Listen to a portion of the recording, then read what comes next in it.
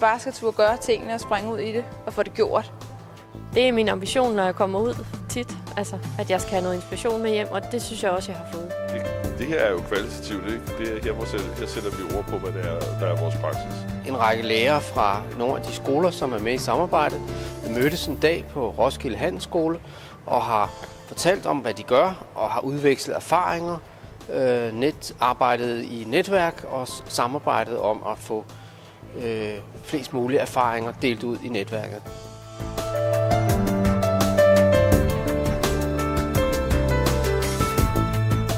Det er jo sådan et give and take, at vi kan give noget, men omvendt får vi også noget igen.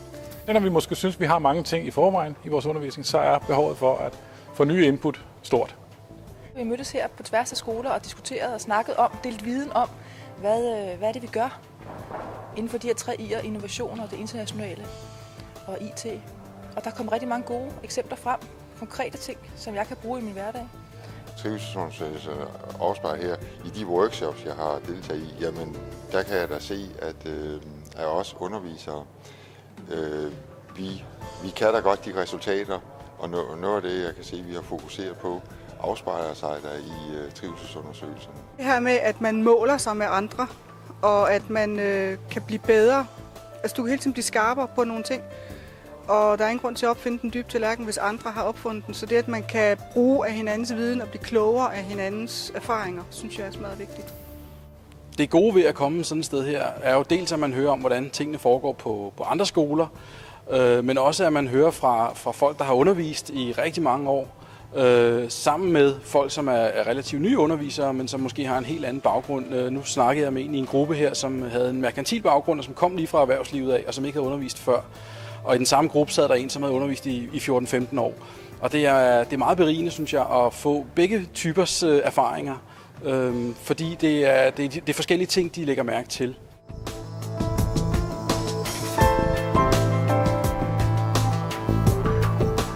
Jeg har i hvert fald personligt fået genoplevet et gammelt spilprojekt, som jeg nu skal hjem og lave, og det vil jeg da glæde mig til. Det har vist mig som ny underviser inden for økonomi og salg og service, og det er sådan, inden for det erhvervsmæssige, at jeg har nok rigtig meget kunne lære af sproglærerne. Der kom med nogle vinkler på nogle ting, som jeg overhovedet ikke selv havde overvejet kunne være i spil. Det er meget, meget inspirerende at komme ud og høre om kollegaers arbejde rundt omkring.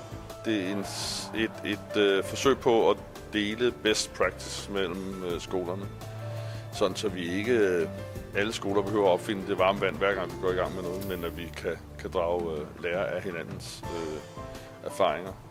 Når vi så sidder og lytter og hører lidt til hinanden, jamen så sidder man også måske selv og får nogle gode idéer. Og så er det bare med at få dem skrevet ned, og så forhåbentlig kunne omsætte det til praksis på et tidspunkt. Jeg mener, at sådan nogle dage her er virkelig god inspiration til, at man kommer hjem med idéer, men også at man ved at fremlægge de ting, man sådan har arbejdet med, kan se andre synes, at det var godt nok, eller får lidt feedback på, og måske får videreudviklet det, man går og pusler med i hverdagen. Efterhånden så bliver vi mere sådan nogen, der strukturerer læringsforløb, end vi bliver traditionelle lærere. Det har været meget berigende at opdage, at mange af de frustrationer og mange af de ting, som man som nyansat og som ny lærer et nyt sted støder ind i, dem hører man, at det er jo faktisk de samme ting, som mange af ens kolleger på andre skoler går og bokser med. Og der er det enormt rart at se, at de har fundet nogle andre løsninger, og dem kan man lade sig inspirere af, eller man kan lade være, hvis man tænker, at det ville aldrig kunne fungere her. Men jeg synes i hvert fald, specielt på IT-området, har vi fået et par fif i dag. Jeg kan godt lide, at jeg kommer her og får først noget teori omkring, okay, hvad er rammen? Innovationsrammen, kortfattet omkring den, og så nogle eksempler, og så mulighed for netop det her med at snakke lidt med hinanden, uformelt i workshop, uden det at forstyrre. At man kan dele de erfaringer, eller høre mere til de projekter, man så har hørt lidt om i workshoppen. Det kan jeg egentlig godt lide. Meget stor åbenhed overfor, er der noget nyt, jeg kan bruge et eller andet sted. Selvom folk synes, de har nogle gode projekter selv, så er de også meget sådan hungrende efter, er der et eller andet, der kunne gøre det endnu bedre, eller et eller andet, der kunne gøre min undervisning mere interessant. Man kan sige, at her bliver man iscenesat til at både at fortælle om sin egen praksis, hvilket jo altid gør, at man får den taget sin egen praksis op til nye overvejelser. Samtidig så hører man altså hvad andre gør, og så tænker man jo, mens man hører på det, at det her noget, som ligner noget, vi gør, er det noget, der er muligt at bringe i spil på vores skole. Det synes jeg jo er spændende, når vi ikke kun kan veksle erfaringer inden for det samme fag, men simpelthen kan gå på kryds og tværs og lære hinanden på den måde. Der har været plads til, at man kunne dels tage fat i nogle diskussioner, som måske ikke lige stod sådan åbenlyst klart, at de ville dukke op i forhold til programmet. Men det har der været plads og rum til, at man godt kunne sådan køre ud af en tangent, når man lige blev grebet af et eller andet, man debatterede. Og så har det også været positivt, at alle i hvert fald har haft mulighed for at komme til ord, og man har kunne stille spørgsmål både til dem, der har arrangeret det, men også til de forskellige deltagere og deres erfaringer. Beskrevet nogle projekter i dag inden for, hvordan man arbejder internationalt. Hvordan vi ikke kun sender elever ud i verden, men hvordan man også kan arbejde med det her på stedet. Noget af det, der var spændende at høre om, det er, at de praksisorienterede projekter, filmfestival, som de har kørt på en af skolerne. Ikke? Altså høre, hvordan de får eleverne til at producere ting og præsentere ting, som de selv har produceret og lavet. Ikke? Og der er flere forskellige bud på, hvordan det kunne gøres i dag. Der er noget af det, som jeg kan tage til mig, måske ikke direkte, men så versionere det i en eller anden grad, der kunne passe ind i vores regi.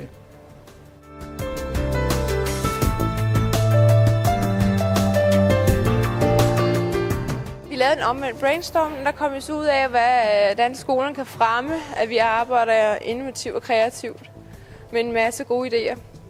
Jeg synes, det er godt for vores lærere, det er blandt andet, at de både får deres egen dagligdag, kan man sige, sat i perspektiv, og de også bliver inspireret af, hvad andre skoler gør. Jeg får bare mere lyst til at gå i gang med det, fordi man kan spørge direkte ind til, hvordan har det været at læse om det og få kigget på en projektbeskrivelse. Så det er bare mere levende med kollegaer, der fortæller om, hvordan har det fungeret og viser. Ja, det gode, vi får ud af det her, synes jeg, det er, at man kan lære konkrete af andres gode idéer. Og på den måde synes jeg også, det er godt, at vi lærer mod lærer får en direkte link fra den gode idé, at det ikke skal gå igennem et ledelsesniveau og analyseres på et hav af måder, før vi kan bruge det. Her der kan vi tage en konkret idé. Sådan har vi gjort. Og så kan jeg sige, hold da op, det var da skide smart. Det kan jeg gå hjem og implementere i min undervisning allerede næste uge.